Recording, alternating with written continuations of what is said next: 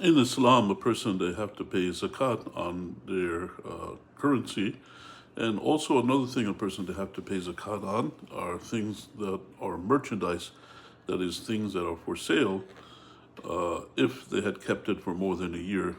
So what a person they do is they look at the things that they had for sale, and they look at the total value of it when currently, and they look at the total value of things they had for sale a year ago, and the lower of the two, that is what a person they kept for a year.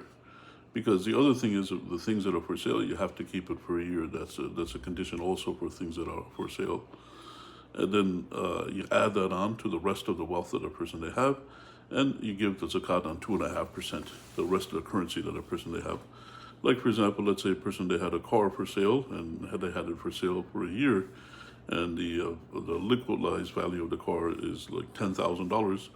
Then what happens is you add that on to the wealth of the person they have. If the person they had $90,000 in cash, in the monetary funds, and they kept the car for a year, then you add that on to 100,000, and then you add that on to the 90,000, you have 100,000, and you have to pay 2.5%. You have to pay $2,500. 2.5%. That's how it works with the things for sale. Now in stores, then what happens is the things they have for sale in the store, it also counts as the things that are zakatable. So a person, what they have to do is they have to look at all their merchandise, the inventory they have, and then add that up and see what it's worth, and then look at it 1 year ago, and the lower of the two, that's what a person they kept for a year, then the zakat is on that.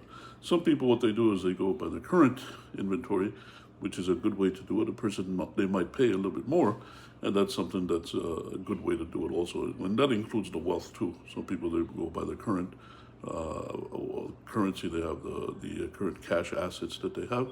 So that's also another way to do it. And a person, they might pay a little bit more, but a person will get extra reward because it goes in zakat in the way of Allah subhanahu wa ta'ala, so a person will get extra reward.